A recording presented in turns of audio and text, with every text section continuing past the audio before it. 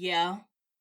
I would just say this. Whoever started that rumor on Beyonce's internet about Chili shutting down, your day is coming. Your mom's. Yeah, your mom's off. Calling out all my nerds, freaks, and geeks. It's mob time. Don't tune in cause it's showtime. Go ahead and call the gang up for the one time. Rap, Phoop, Ryun, got them on the line. And my life's still great, I'm doing just fine. Hands up. What's up, y'all, and welcome to the Blerd Mob, your hub for all things black and nerdy. I am your host, Phoop, joined by my co-host, Ryun. If you're listening to this on Spotify, Apple Podcasts, or any other streaming service, make sure you hit that follow button so you can get updates from the mob. And if you nerds, freaks, and geeks are watching us on YouTube, make sure to like the video, subscribe to the channel, turn those bell notifications for future uploads, and share with a friend. All right. So we're back with episode 45. It's been another minute, but a lot of things have been going on. I just went to my sister's college graduation. We took a little trip to Dallas to go see Ryan because he's lonely. Did y'all come to see me or did y'all come to see Nikki? We killed two birds with one stone. Did y'all come to see me? Or was y'all like, you know what, if we're going to see Nicki Minaj, let's see her in Dallas? I would say we came to see you because we easily could have went elsewhere, but we was like, hey, you know, Ryan stays in Dallas. We take a quick trip to Dallas, visit Ryan, go to the concert. You're right. I'll give you that. I wasn't the whole reason though. I just want that to be stated. Let's shout out to Nicki Minaj. She gave us a great performance. Yeah, 3 hours later. That's 3 hours later. 3 hours later, and then we had to restart the concert because she didn't have her teeth correct. And my whole thing is, you had 3 hours to get that together. Like, what were we doing? I just assumed that was a part of her set, but it's not like I feel like going through everybody else's posts and seeing if she does that before. Because I'm like, girl, you on a whole tour bus. Now this whole starting late thing, from talking to other people, seemed like a trend that she was starting late for all of them. But then for you to, I don't know. I felt taken advantage of. Because we gonna stay. We gonna stay to watch. Like, we didn't spend all this money. People didn't spend all this money on concert tickets, flights, or whatever. So it's not like we just gonna waste all that money and dip out. Facts. I ain't gonna say it's your queen. You're a fan, but that's King's queen. King G, who ain't here. That's your queen, ain't it?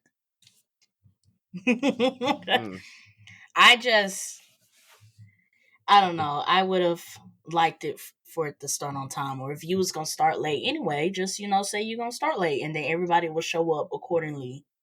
Yeah. She gave an all right performance though. It was pretty cool. I don't think she broke into my top 3 performances I've seen live, but she was good. I enjoyed myself. Like, she did a few of the throwbacks and some stuff from the new album. Like, the energy was there. It was. Even though she started late, the energy was there. So that's I can give it definitely not the best concert I've been to, but I would say the energy was there. When it finally got started, when we got through the 3 hour wait and waiting for her to get her hot tea, I would say the energy picked up. It wasn't that hot. She drank it all on the stage. I'm like, that's like room temperature, ain't it? That's like 85 degrees, ain't it? At this point, I was like, but I did say when she did get everything together, we was ripping and rolling, Mm-hmm. But so we're back. Other things that came up. Can we talk about this portal from New York to Dublin?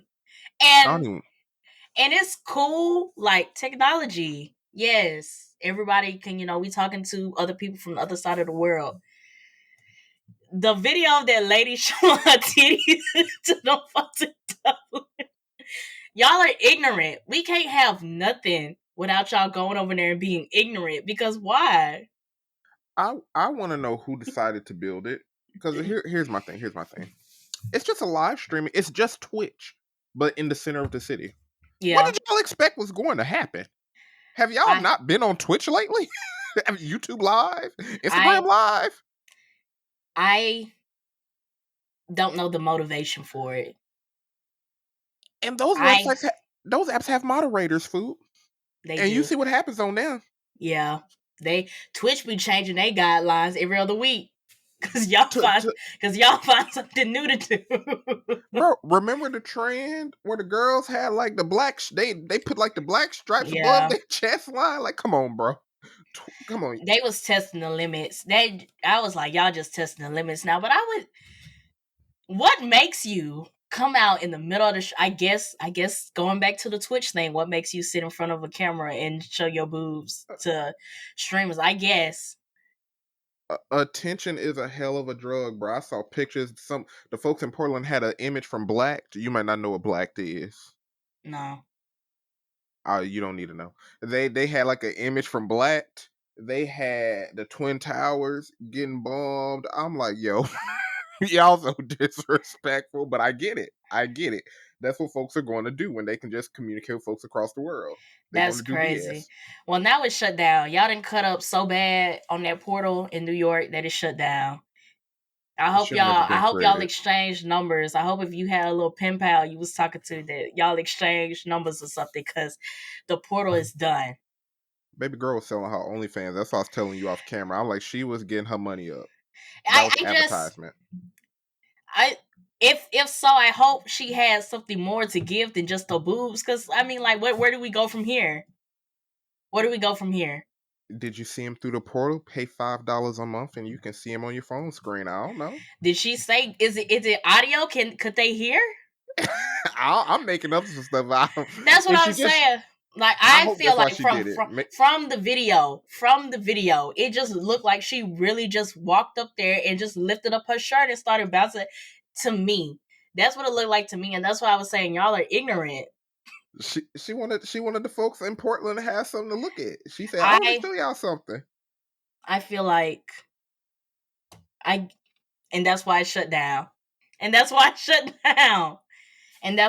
down.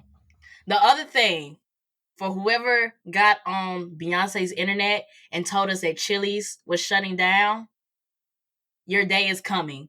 Because Chili's said they not shutting down. Chili said the news is false, that they not shutting down. So whoever went on Beyonce internet and got the girls in a frenzy because we thought Chili's was shutting down, your day is coming. I ain't gonna lie, bro. That got me so scared because that smokehouse combo, them chicken crispers, like Chili's got that food, bro. And I'm like, Chili's good. They be doing that margarita of the month thing. And I was like, ain't no way. It's like, ain't no way. They shutting down all the Chili's? Like, we get Red Lobster. All the seafood boil restaurants, they beat out Red Lobster. We see why they lost. A lot of people don't buy like Red Lobster in Walmart. Yeah, you can buy their biscuits. Half the stuff in Red Lobster you can make. I mean, half the stuff at Chili's just has a vibe, you know? Chili's just has a vibe. Chili's has a vibe. Chili's has like a Friday night. Me and my friends go out. You know, we get a margarita, some chips and dip. Yeah. You know, it's the vibe of Chili's. Like, I just don't feel like I can get that same vibe at Red Lobster. Also, not to just business nerd us out, Chili's was the first ones to get their to-go stuff in order when the pandemic was here. That's what I loved about Chili's. I thought Chili's always Olive Garden, my bad. I was gonna say, I thought Chili's always had Chili's to go. They always had Chili's to go, but touching on your thing, correct. When the pandemic happened and they tapped into DoorDash and they tapped into all of these delivery apps, like this, it just went up from here. Because I think they always had Chili's to go, but you had to go and pick it up. Yeah, I don't know how advanced it was. Like, I misspoke. I know Olive Garden was the first one to do it right during the pandemic. But Chili's and Olive Garden, they had the right cases created. The bags were nice. They had the parking spots just for you. And I was like, okay, this is what I'm eating when I want to eat out. I'm going to give me some Chili's and Olive Garden to go. And now the food costs the same as McDonald's anyway. I was seeing that too. I was scrolling on TikTok and I came across the video where the girl was talking about how eating at Chili's and Applebee's is coming out to be the same price if you were to go to McDonald's. So the whole fast food business model isn't really making sense at this point, because the whole point of the fast food model was like, hey, you can get this food for cheaper than going to sit down at Chili's or going to sit down at this restaurant for an hour and so. Look, bro. I can only because I just had it. You can go to Popeyes right now, spend about $15-$16 on that popcorn shrimp with the tenders combo and a drink. Right? Mm-hmm. You go to Applebee's You and get you that 3 for spend just. $10. You can get the 3 for $10, or you could spend just $20. Get the 2 for $20, 2 for $25, and get 2 fried shrimp plates with an appetizer with sides and drinks. And a dessert. Some of them got desserts included. I think Chili's 3 for $10, the lunch special. You can get a dessert on the back end. So what's the point in going for fast food when it's lesser quality, just the same amount of price, and honestly, the servings are a little bit smaller? Why'd I go fast food? So I think that's what, because when I saw the video, this is when everybody was believing that Chili's was really shutting down, and they were turning to the conspiracy that it's these fast food companies that are trying to get these like Chili's and Applebee's shut down because everybody's seeing that, hey, might as well go sit down at Chili's if I'm gonna spend the same amount of money if I was to go to, like you said, Popeyes or go to McDonald's. Mm-hmm. And it's like, I get why the food can cost the same, because at the end of the day, Chili's ain't finna pay their employees like McDonald's and everybody. McDonald's and everybody got to do minimum wage. Chili's and restaurants will sit down. They can pay them waiters like $2.30. What is it? $2.35, $2.15 across the nation for like waiter minimum wage. It's like $2 something. So at the end of the day, they overhead is cheaper. So they food, it's been $17 for a full meal. It's cost $17 at McDonald's now. Who you gonna eat at? And what's McDonald's gonna do? McDonald's don't have margarita of the month, so all they got is spicy Sprite of the year. That's it. Not spicy Sprite of the year. That's all they got. But it hit. Yeah. I would just say this. Whoever started that rumor on Beyonce's internet about Chili shutting down, your day is coming. Your mom's Yeah, your mom's off. Your how dare you hurt our feelings? Because I was like, so what can, like, because for me, it just really came out of the blue. Because I was just like, every time I go to Chili's, it's packed out. It is. It was packed out when I was on the road yesterday. Like every Chili's is packed out. So like, where did the notion come from that the Chili's is shutting down? I just think someone was spreading BS, and it just was believable. The article I read was that Chili's did close a few locations, and I think it just went into, they shutting down all the Chili's. But I think the reality is that they did close a few locations, but it's not like, hey, we going broke, like we gotta shut. Like, this is not a Toys R Us situation. Like, we just closed a couple locations. Facts. I would agree. I just know Chili's and Olive Garden, they need to survive the test of time. And Cheesecake Factory. I don't care what these internet folks be saying. Well, Cheesecake Factory and Olive Garden belong to the same parent company. I don't think Chili's belongs to that same parent company. Regardless, they need to stay in the works. Red Lobster, you can go. I think it's Cheesecake Factory, Longhorn, Olive Garden, and there's a fourth restaurant that all belong to the same parent company. Longhorn ain't been doing much either. If you got a Texas Roadhouse, you don't even need you have no reason to go to Longhorn. That's true. And I don't even know, is Logan still surviving? Because I know in Jackson they closed down the one down the street. Outside of Mississippi where we saw it, was Logan's big? Because they weren't in California when I went out there. But there was Texas Roadhouse. Was there a Texas Roadhouse in California? I think it was far and few in between. Don't let me lie. What about Longhorn? Was there more Longhorns in California? You finna have to make me check Google Maps. Because that's all the way in the West Coast. Like, I know some restaurants be Southern based, but was Logan's even on Longhorn at Texas Roadhouse level is my question. Well, Logan's, I would compare Logan's to Texas Roadhouse before I compare Logan's to Longhorn. Why would you say that? Yeah, there's Texas Roadhouses in California. Because the vibe of Logan's and Texas Roadhouse is pretty similar to me. Longhorn seems like glorified steakhouse. Like I Long, like in the middle. Like I can't. I don't have enough money to take you to this fancy steakhouse, but I'll take you to Longhorn. so Longhorns is in California. When I search Logan's Roadhouse, I do see some in Texas. Let me see if they made it out to California.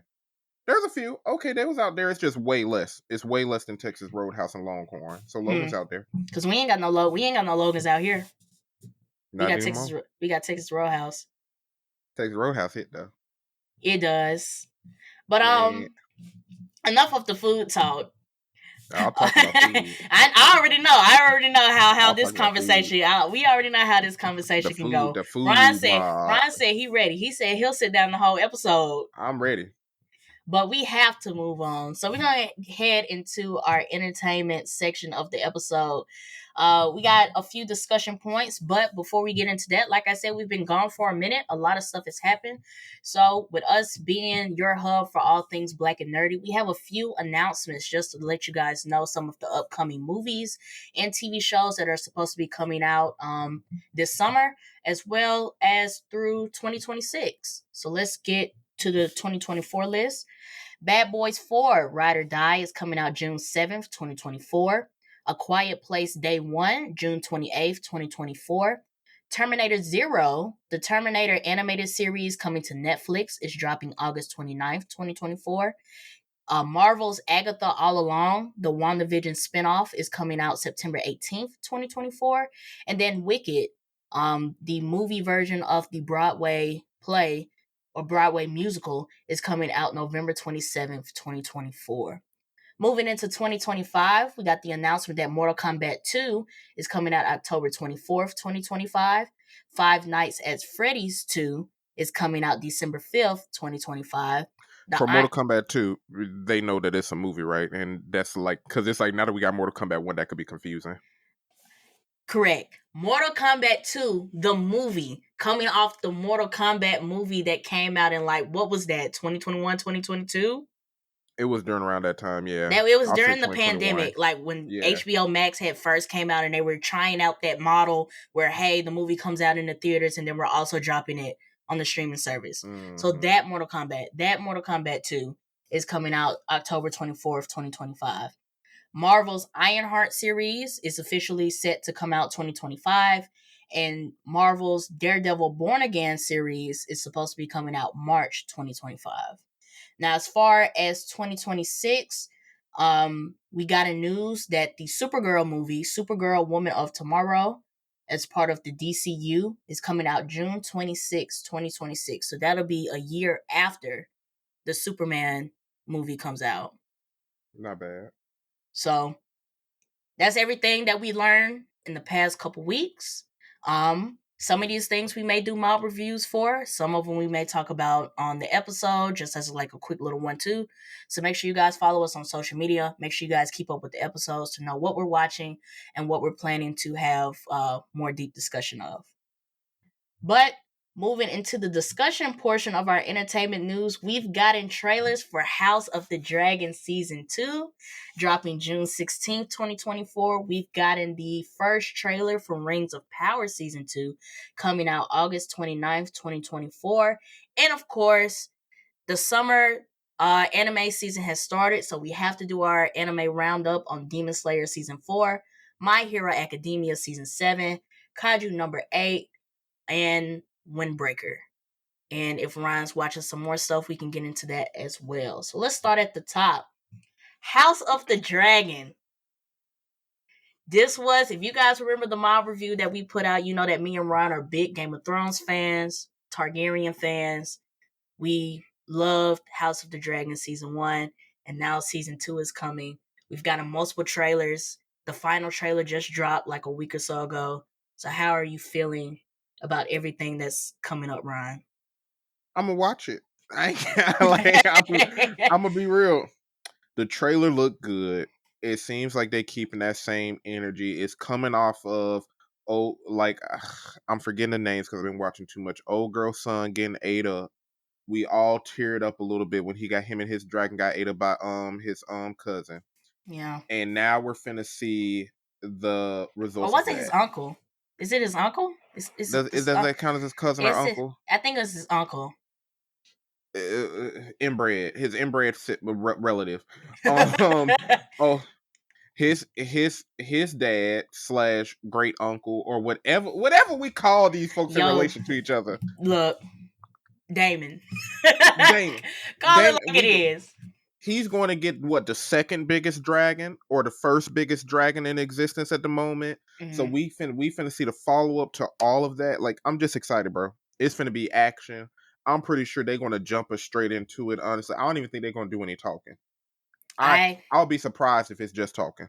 I think I would agree with you. I think that first episode is like immediately we running. Like the line was crossed. We talked about this in the mob review. Like the line has been crossed. Like I think all of the talking happened in the later part of season 1, like them trying to keep the peace, like, you know, them trying to negotiate and just like saying like, hey, we don't really want no violence, but the line was crossed. Mm-hmm. And that last segment of that episode, the line was crossed. And I'm gonna say it again, like the war crimes are starting. Like we're about to get into it. And what I got from this final trailer is that we have Team Targaryen versus Team Green going head to head with each other. But then it gives you a little bit of insight that there's also going to be some inner team conflict happening as well.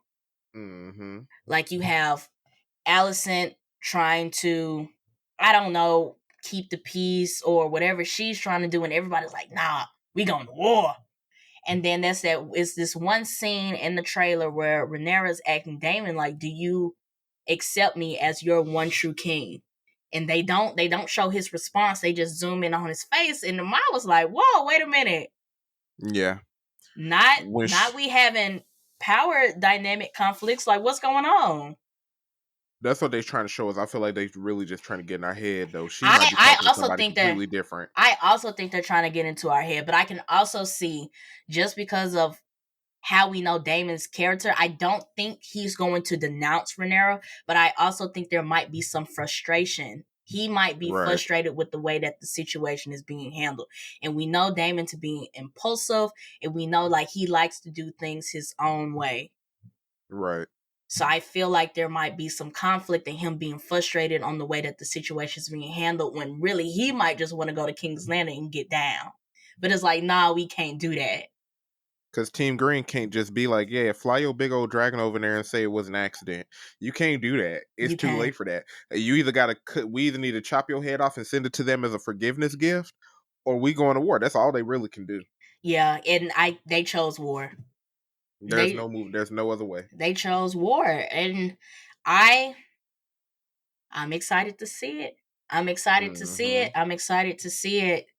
And I think everybody's pretty excited that we get to see the Starks and how their placement is inside of the House of the Dragon. I'm ready. I'm ready for it to come back. I was ready for season 2 when season 1 ended. I'm just ready for peak, bro. Like, after I think they seen the mob review for Shogun, after watching Shogun and really being able to enjoy another historical fiction, fantasy, whatever you want to call it, live action series, I'm like, now I'm really ready for House of the Dragon. My palate has been cleansed. I had a really great appetizer. I'm ready for this year's entree. I'm ready for it. No, the summer, I'm really excited for the stuff that's coming out this summer. Like, we got the animes, we got House of the Dragon coming back. We already talked about Fairy Tail, that Suicide Squad Isekai is about to come out, the movies that are about to come out. I think this is going to be a really good summer for entertainment. Mm-hmm. And I'm going to be real. I know you mentioned it. I am, for the fans, I am still a Rings of Power hater. I'm not the hugest fan of Lord of the Rings. I loved it. I enjoyed it. And I appreciate Tolkien's universe. I don't know all of the lore, but season 1 was terrible. It was absolutely boo-boo garbage, trash, booty, butt cheeks. It was nasty. But the graphics in season 2 just look beautiful. I'm going to give it 1 or 2 episodes to see if the writing got better. But the graphics in that trailer looked outstanding. I didn't get anything from the trailer, and I think it just goes back to the fact that I was unimpressed with season 1. Yeah. I am going to let you have it.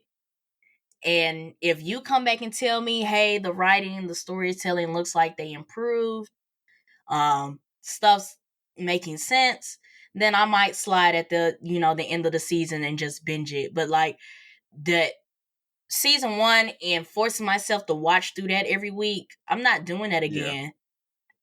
It was Like a painful. chore. It was painful watching those high, intense, heavy story, character-driven episodes of House of the Dragon on Sunday, and then coming on Friday and watching Rings of Power, and it's just like, I'm ready for Sunday again. I need a pick me up. Where's House of the Dragon? And there were some people who would be on Beyonce's internet, as you say, saying, "Oh my gosh, Rings of Power is better than House of the Dragon." Where in What character development we must not have been and watching the same show. tell me the way they My organize their plot, the way they make a climax resolution, like from the intro to climax to resolution in each episode. Where is it better? and I think House of the Dragon succeeded on a lot of things that you have to give it. One, they succeeded in executing on a show that is prequel to one of the greatest franchises of all One of the time, biggest, yes. without hammering in that you have to know what happened. Like the thing about House of the Dragon, that there were people who were watching it that hadn't watched the 8 seasons of Game of Thrones, and you didn't have to. Didn't have to. You didn't have to. So that was number 1. Number 2, they did it was either 2 or 3 time jumps, and they did it in a way that it didn't matter what happened between. Like the story was fluid enough and it continued enough that these time skips didn't really matter. That we weren't, And okay, they skipped, oh, I'm confused on what happened right here. No. It's like, okay, we skipped, and here are the pieces that you need to put together what happened between point A and point B. And to be honest, time skips like that are a risk, especially when you change the actors and actresses. People get attached. It gives Mm-hmm. people something to nitpick about. Yet it was well executed. And even if, let's be honest, House of the Dragon was slightly at a disadvantage. Game of Thrones is one of the biggest franchises. But let's not act like people were still not pissed off with season 8 I would and a good agree. amount of people with 7, to where even fans like us, I think we was recorded saying this, so we're like, we hope it's good. But the I way that writing was in season 8, I ain't expecting it to be. I would agree. From our end, there was some hesitancy on coming into House of the Dragon just because of the way that they handled the last couple seasons of Game of Thrones. But I definitely think they brought this right here, succeeded on telling y'all like, hey, there was nothing to worry about. We here. We got some good writers this time, We and we're got here. y'all. Like, so, and just turning around and looking at like Rings of Power, like cinematography, we talked about that, like top tier. Exquisite. But I couldn't find myself being attached to the characters. The story just wasn't compelling enough for me. And then the plot twist at the end, like it just didn't hit. Like just for that to be you guys, oh shit moment, like it didn't hit. And coming from that and leading into this first trailer where you guys are trying to build up Sauron as this big, like the big bad of this universe, it didn't hit just because of the way you guys did the plot twist going into it. Like if I feel like if that reveal, if you guys, if anything, if any writing, if anything had to be built up to be dramatic, had to be the moment of that series, it should have been that. So when we got to season 2, it's like, okay, what's gonna happen now? And I found myself watching this trailer and not caring. And it was hard to get attached to anybody. Like, it's a sprawling, like Rings of Power is a sprawling epic. You had the little dwarf folks over here. They found this magical being. You kind of get attached to the little girl who was trying to be his friend. You got the folks who over here stuck with the what were they? The goblins digging in a freaking tunnel. Dig a tunnel. Do out there. We got baby girl who's an elf, and I know that she carries over from the Lord of the Rings trilogy, but you hate her not even because she's a character you're supposed to hate. You hate her because it's also like, why is this writing so flat? Where's the character depth? Yeah. Why do we don't even want to see her on the screen, but we recognize she should be one of the main characters? And then you got the one elf who had the nice haircut, the fly dude. He's decently interesting, but outside of him, there was nothing for me as a fan, as a watcher, to just cling to when Yeah. watching season 1. I hope, like I said, I'm gonna let you have it. You say you're gonna watch the first 2 episodes. Now, if you come to me and you said the first 2 episodes and you can see some significant differences between this and season 1, I'll go back and check it out. If they're putting But if it's booty butt cheeks, yeah. If you guys looked at season 1 and all of the feedback and learned nothing and gained nothing from it, I'm not watching it. yeah, and it's at a disadvantage because, and I'll give them this. It looks even worse when you're watching it at the same time as House of the Dragon. Now it's not being aired at the same time as House of the Dragon, but even airing after House of the Dragon, in my opinion, it probably would have been better off going first. Get That's all the what views you can. That's what and you disagreed with me because I said this on the mob review that Rings of Power was put on a disadvantage at airing at the same time as House of the Dragon, and you didn't agree. You didn't agree with me. I would say this.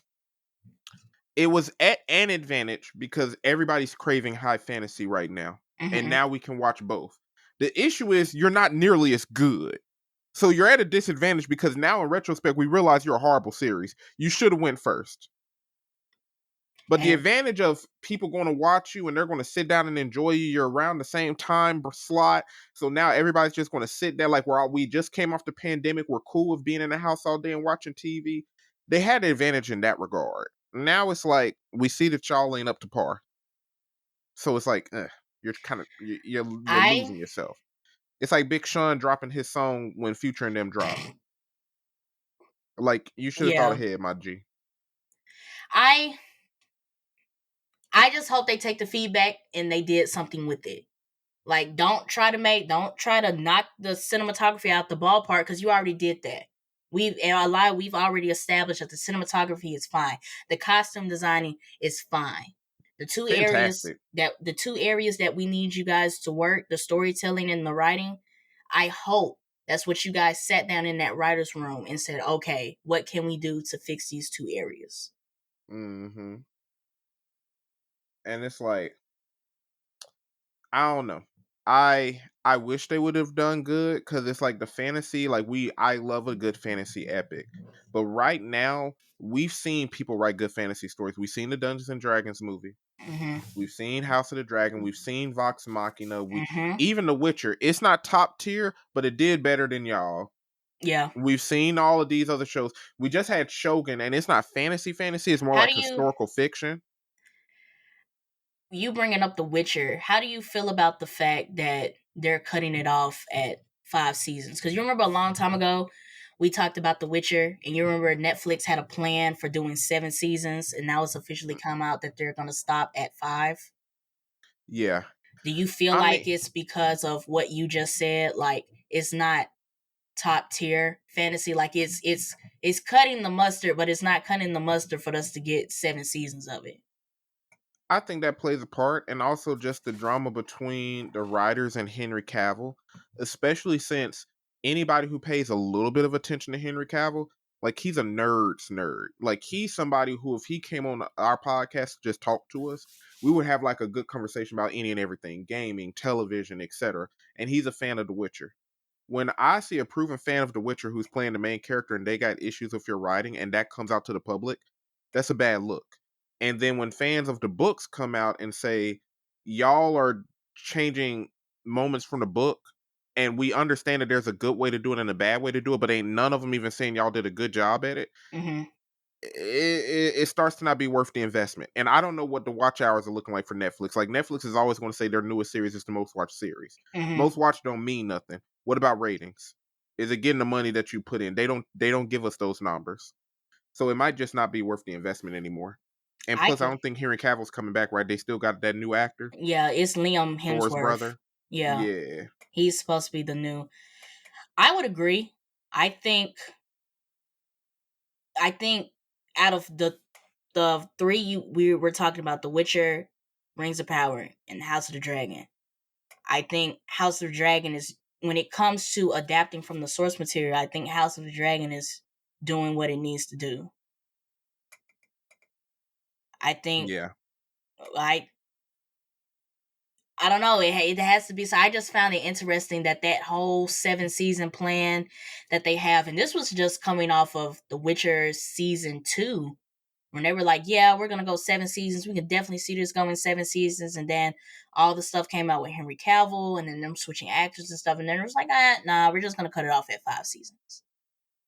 See, and The Witcher wasn't just bad. It just wasn't amazing at a lot of points. I think the last season we did enjoy it, if I remember correctly. It was alright to me. Yeah. I think we gave it a solid rating. Yeah, like it was pretty alright. But honestly, The Witcher would have done better. Like with that animated movie where it was basically Geralt's mentor. Mm-hmm. If The Witcher went that route, I think that'd Okay. be their bread and butter. The animation was good.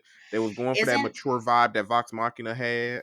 isn't the new movie supposed to be coming out this summer? The new Witcher movie, animated, isn't that Sirens of the Deep, yeah. that's coming out this Yeah. summer? I believe so. It's in our ideas backlog. I believe so. So I would I agree feel if like they this should have if stuck that route. I would say this, because I do the movie that came out. I did enjoy the movie better than I enjoyed the last season. Mm-hmm. Now, if I enjoy this movie better than I enjoyed the next season, then maybe the formula needs to be, let's do these animated movies. Mm-hmm. Because I understand the movies. I look at the movies as like, this is a holdover for you guys to give you guys some Witcher content before we come back with the live action series. Right. And it works because like we watch these movies and it's like, hell yeah, can't wait for the next season to come out. But then if the next season's not really giving me anything, then it's kind of like, okay, we could have just stuck with the animated movies. Exactly. And animation is becoming a lot more popular. Like with the rise of anime, cartoons and are doing a lot better in America now. In my opinion, the investment, the risk versus reward is starting to balance out to where I would support Netflix in saying, let's invest in more animated films. Let's even consider an animated series for The Witcher. And don't focus on Geralt. We don't got to do Geralt. In fact, I don't want y'all to do Geralt. Let's look at some other Witchers in the universe. Let's go to other Witcher schools, like the one of the cat and everything else, and the bear, or is it the boar? Let's go do some other Witcher schools, and let's go through there, and let's do that. Let's expand. And I feel like they could do great at that.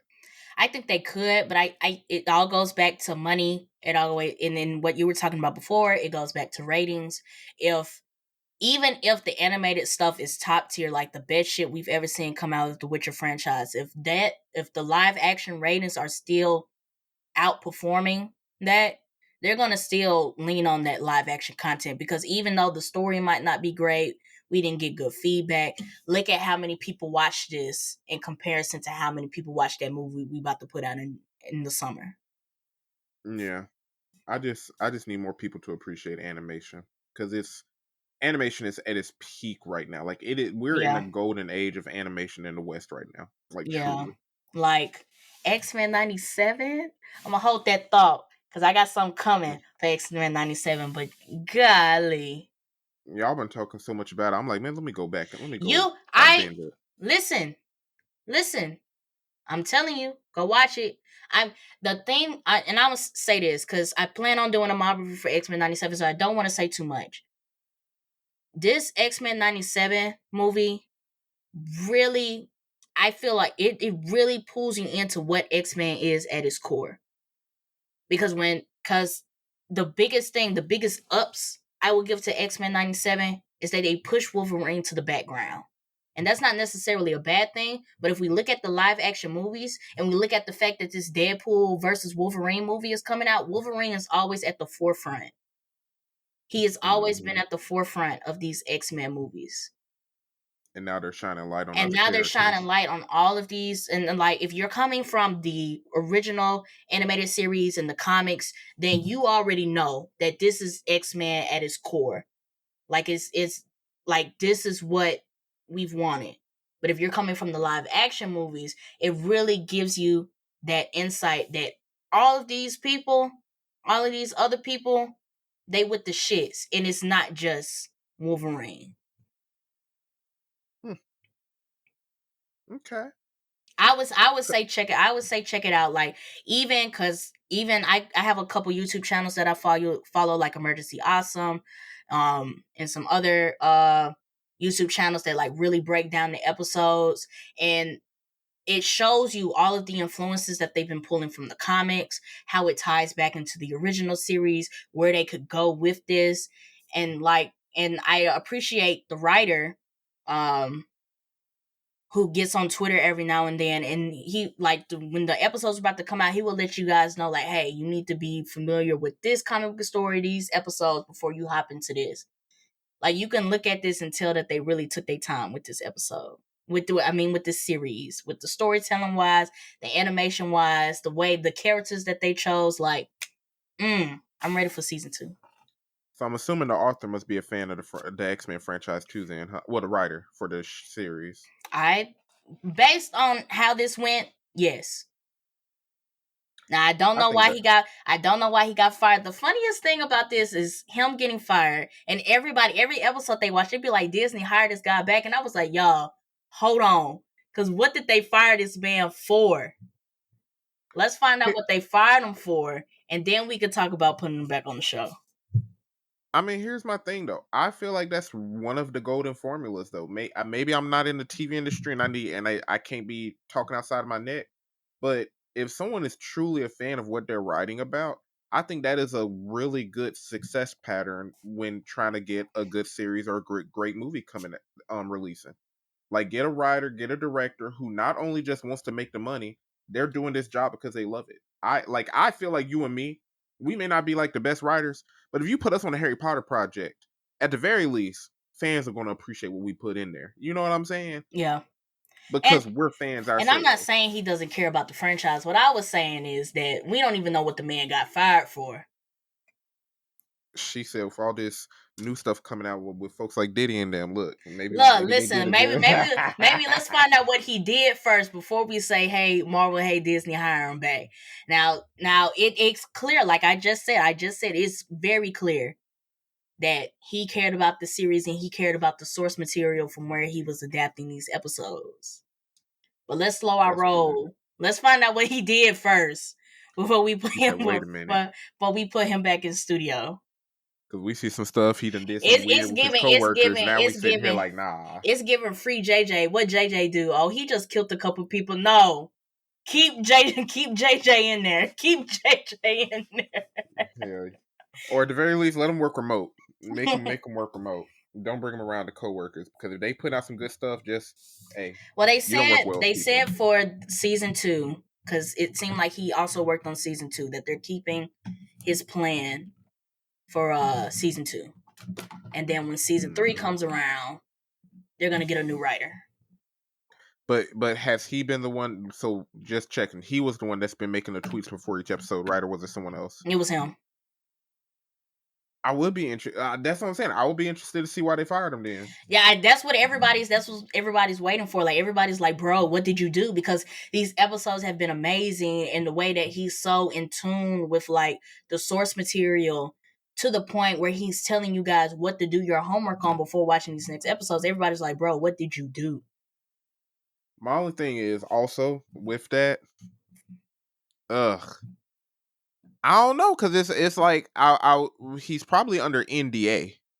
So that's also true. That's probably the biggest reason for why he can't talk about it. So even if the company comes out, because we've seen this, like Henry Cavill in The Witcher, if the company comes out and say something, it's not like we can just take their word. They didn't say what they fired him for. They just said they took him off the project.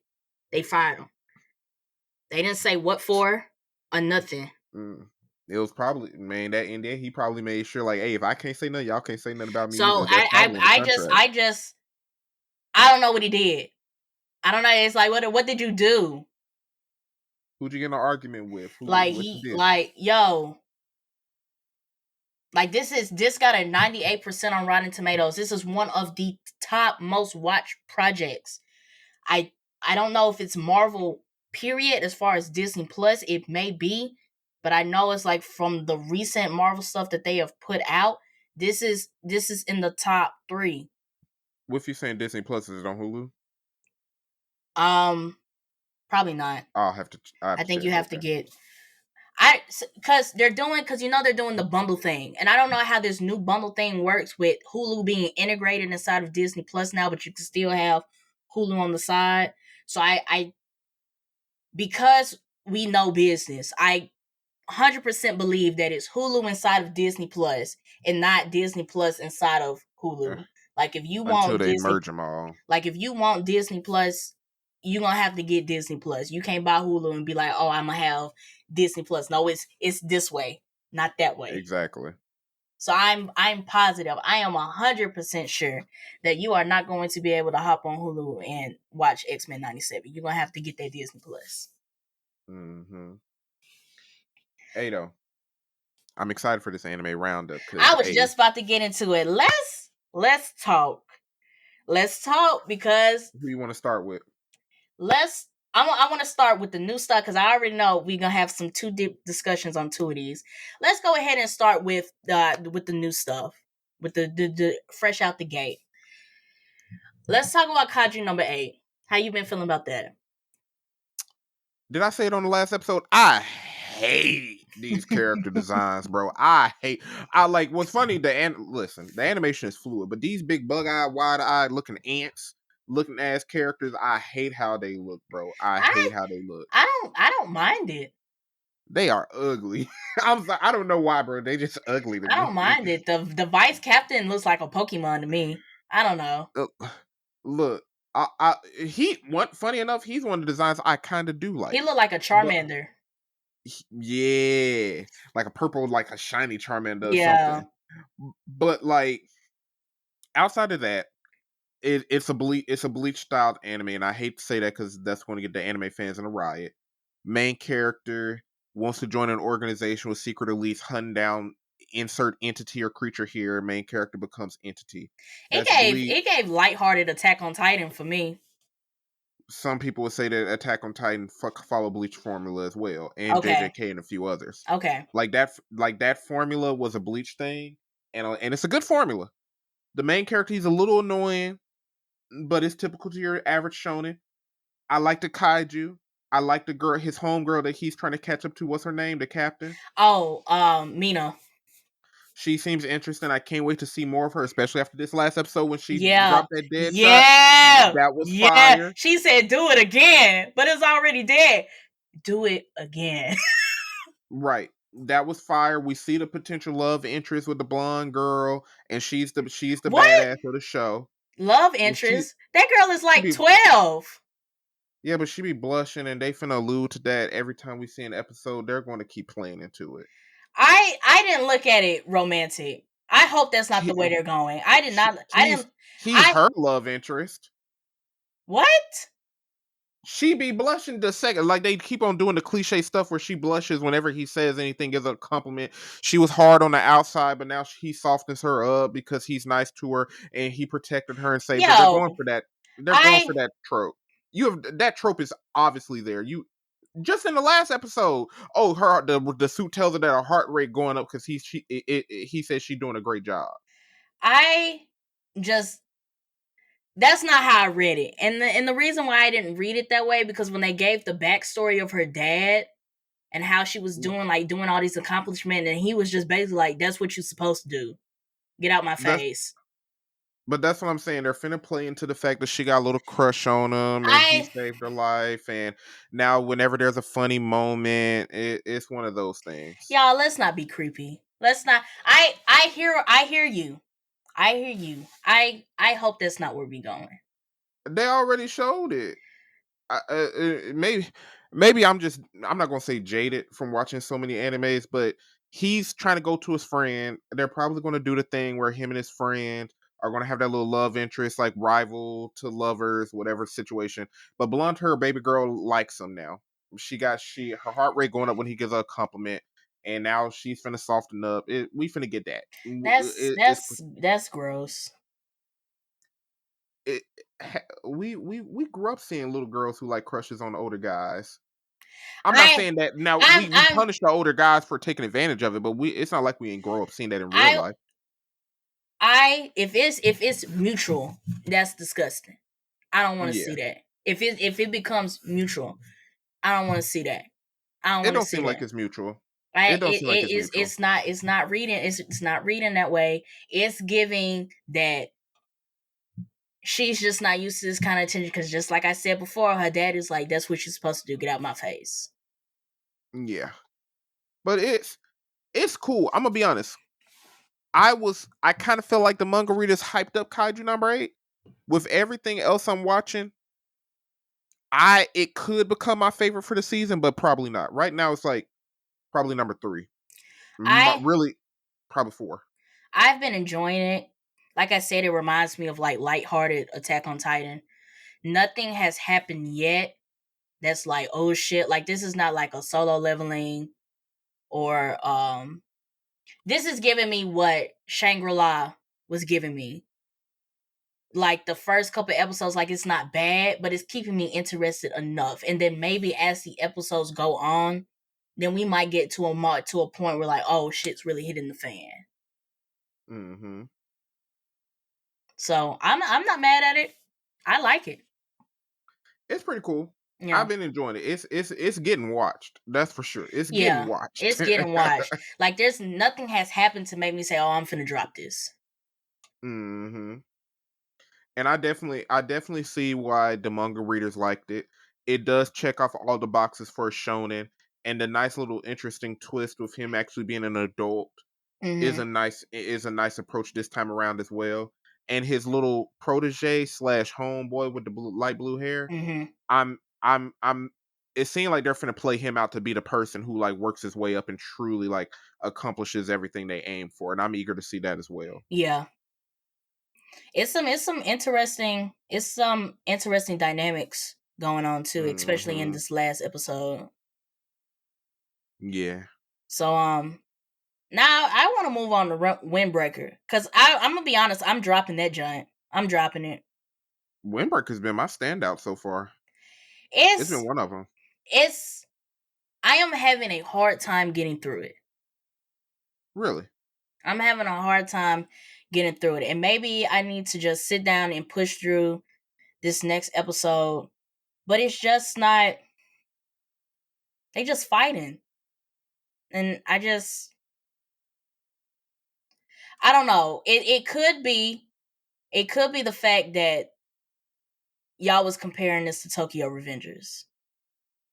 And now I'm looking at it and like we talked about this offline and I was like, I see the parallel. I see where you guys are comparing this to Tokyo Revengers. But I think for me with Windbreaker, we're taking a bit too long to get to the plot. I feel like you know what I'll compare it to, and I wonder if you're gonna agree. I feel like it's more like a Demon Slayer. Like Demon Slayer doesn't have an overly complex story or plot, Mm-hmm. but it works. It's simple. It's to the point. You know who's the big bad. You know who's the big good. Mm-hmm. Windbreaker seems like it's really going that route. We got the good guys. It's pretty simple. Buddy wants to be the top of the on the top of the food chain at his school. He was a little recluse, and now he realizes that they're good people. Now they're going against this bad gang. I don't know how it's going to expand because I'm assuming there's like a season 2 and season 3 in the works. I don't see where it's going to expand in the rest of season 1 after this little fight tournament ends. But I've been enjoying the simplicity. Like we get dude jumps in, we boxing. He's straight boxing. He ain't overly sensitive like Takamichi. Not that I just hate emotional characters, but it was a good, refreshing pace where the Mm-hmm. main character is actually starting off cold and good at what he do, and I'm enjoying it. It's been consistent. I'll give it that. It's been I would consistent. I would agree with you on the simplicity of it. Like it's not overly it's not all of these overly complicated things that you have to understand. It's just not grabbing me for real. Mm, I'll give you that. It it's grabbing me because Kaiju number 8 was hyped up like Chainsaw Man. Mm-hmm. Like in terms of like before the anime dropped, I seen manga readers talking about this franchise for like months in advance, probably even a year in advance. I knew about Kaiju number 8 before I think I knew about the anime announcement. But Windbreaker was one of those things I seen people actively watching it, actively talking about. I was like, okay, let me give it a shot. Watch the first 3-4 episodes. I'm like, premise is interesting. The fight scenes are well choreographed, and that's what I really like. It's like Naruto level fight choreography. Don't get mad at me, anime fans. I think it's up there. The fight choreography is nice. They're actually throwing in like different mixed martial arts, and I'm enjoying seeing that. I want to see where it go. If they do expand on the story, I'm interested in seeing that. But it's been good so far for me. I don't know. We might have to retouch base after we get close. You get closer to the end of the season and let me know. But I don't know. Okay. It's just something about it that just it's not giving. It's not giving. Sit down for 20 or so minutes and just watch them fight back and forth just because he want to be at the top and everybody don't want. And I don't know. Fair enough. I guess because it's. I don't know. I Do you think feel like you ain't? Do you think you ain't just found a character you attach to as well as like? Does that play a part? Like you ain't found that, anybody and just I click think with you? that's true too. Because I'm not really fooling with the Sakura Hakura. I'm not fooling with him. I mean, his name got. I mean, his name rung some bells. So I was like, "What Sakura?" And With her then Sakura T-shirt on. and right, and then the Hakura part is the name from Sailor Moon, Sailor Uranus. But I was like, okay, cool. I like the formula of the names, but that was about it. I will say this: they don't have your, what would I call it? They don't have your heirs of Mikasa up in there. Like the characters you really like, they don't have that character there. They ain't even So got I completely get it. They ain't even got a Draken. Like if we want to go back to the Tokyo Revengers parallel, like when Draken showed up, when Mikey and them showed up, I was like, okay. Funny enough, the opposing gang, the folks of power, whatever, I forgot their full name, they honestly gave me Mikey and Draken vibes. Like, honestly, like carbon copies of Mikey and Draken if they were the bad guys. Like the fun, loving, strong little kid over here who's lighthearted, then the big dude who kind of supports him and keep him in order. Except this time, after this most recent episode, the dude is actually like wanting the best for him and all this other subtle stuff. But they gave me Mikey and Draken vibes immediately. I don't know. I might. I just found myself a hard time pushing through it and like really like, okay, this is something that I really want to watch. Fair enough. So I don't know. I might give it some time. I might sit down and give it a little rewatch and being like, okay, maybe the first time. And it could also have been the fact that I was watching the first couple episodes in dub and I didn't like it. The sub does sound better. I'll give you that. It does The sound better. sub sounds way better. So maybe if I start over and watch it in sub, because I told you this, they were sounding like dweebs. And I couldn't get down with it. I will say that can make, I don't want to say it makes or breaks a show, but it can definitely make it a lot less welcoming. I'll give you that. Because I felt like Ninja Kamui's dub was absolutely boo-boo trash garbage when I switched to sub, and I was like, oh my gosh, these characters got a completely different vibe now. Completely different. I didn't even think about watching Ninja Kamui in sub, because I was just like, okay, this is Adult Swim. I guess we rolling with the punches. No, you can change the settings in Max to switch to its original sub and Japanese voices. Well, I didn't finish that anyway. But we'll see. I'll just touch base. If touch base with me on Windbreaker and see how it progresses, and if it actually progresses into something, I'll spin the block. I got you. But let's get into these returning series. We have Demon Slayer season 4 and My Hero Academia season 7. Let's go ahead. Let's start with My Hero. We're gonna save Demon Slayer for last. For My Hero. You go. I would say the first thing I want to say is I applaud them on keeping the momentum from season 6. Cause them first 2 episodes with Star and Stripe versus Shigaraki, yeah. And then, have you watched the new episode? Yes. And then, so the new episode is they finally animated, because I remember a couple years ago, spoiler, a little bit of spoilers, the traitor of UA, the UA traitor that they've been trying to figure out this whole time. They made a big thing about it a couple years ago because it was finally revealed in the manga.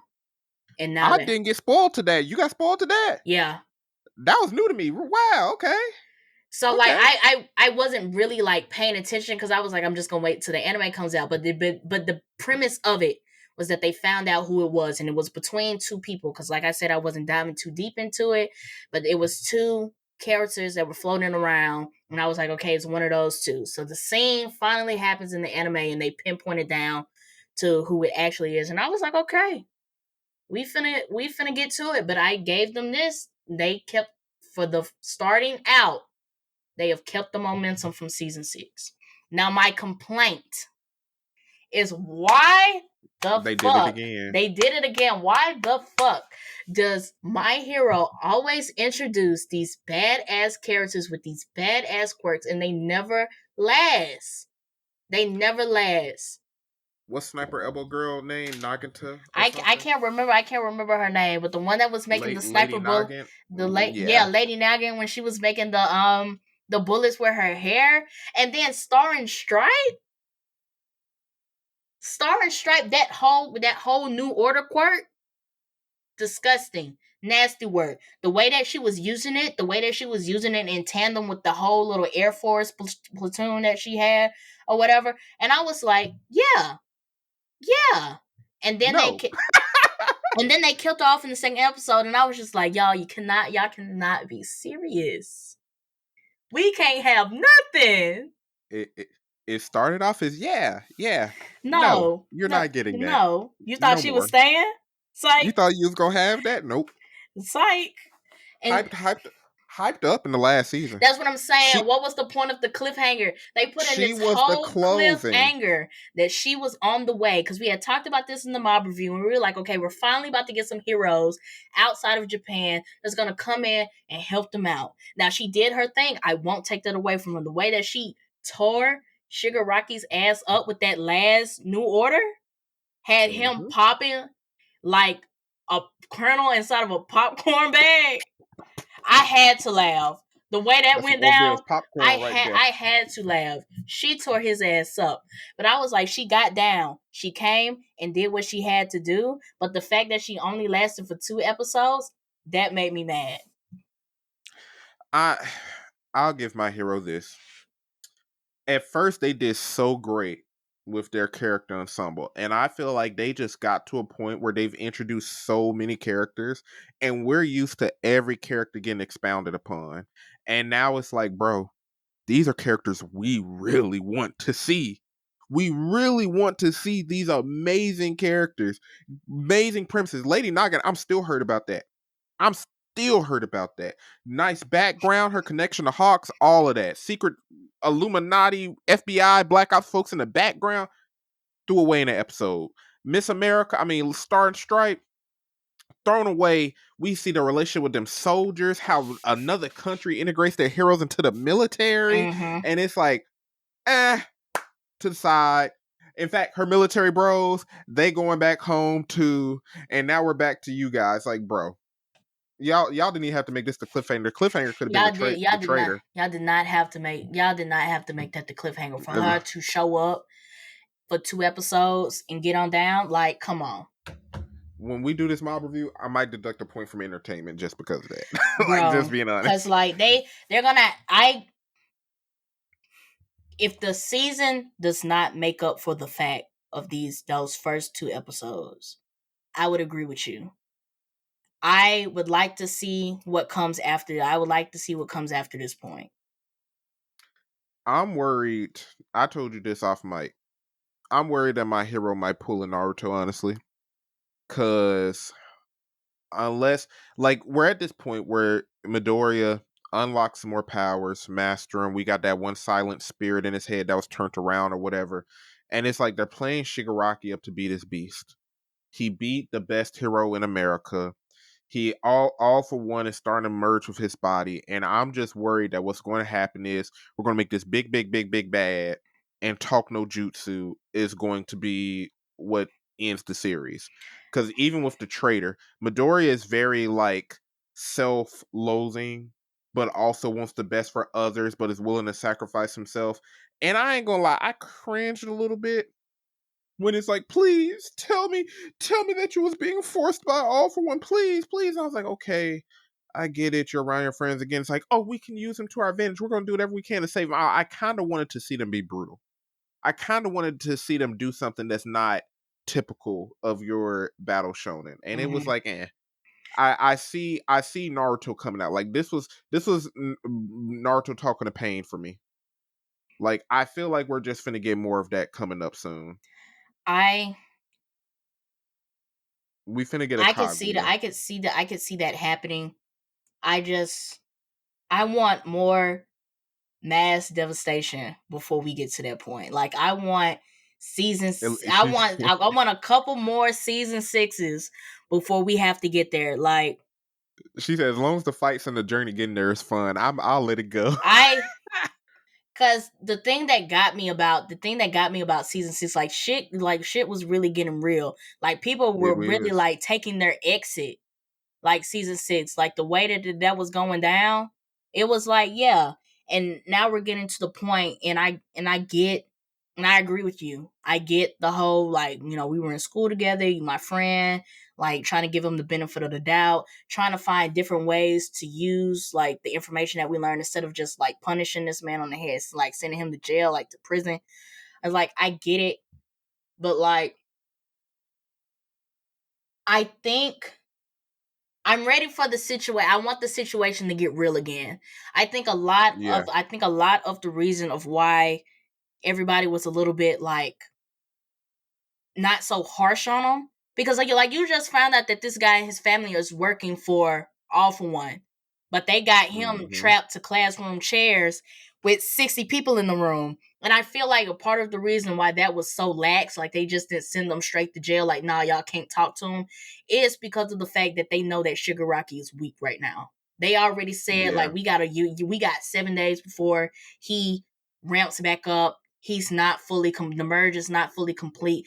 He done lost some quirks. We don't know how many quirks he's lost, but we know that he's weakened, that he doesn't have all the quirks that he had back in season 6. So I feel like that's where a lot of people are like lax with it. But I feel like if that Star and Stripe situation had went a different way, if she had not did what she did, it wasn't gonna be no talk no jutsu. Like I don't care what you have to say. We don't care what you have to say. Like this is like this is bad. I don't want it to happen like this, but I'm placing my bets. They're gonna go into like the spirit realm of All For One and One For All. They're gonna talk it out. I wish I could have saved you. There's no saving me, Midoriya. Yeah. And then he fades off into the sunset. Midoriya probably loses his quirk, and now he's quirkless again. And bing, bang, boom, end of my hero. I promise you. I bet $20. Come back to this episode. $20. I can see that happening. Or it just gets real. Because Midoriya's. I hate killing characters. It's the ending point of My Hero, because it sounds like this whole storyline seems like flashbacks, because isn't this Midoriya telling the story about how he became the number one hero?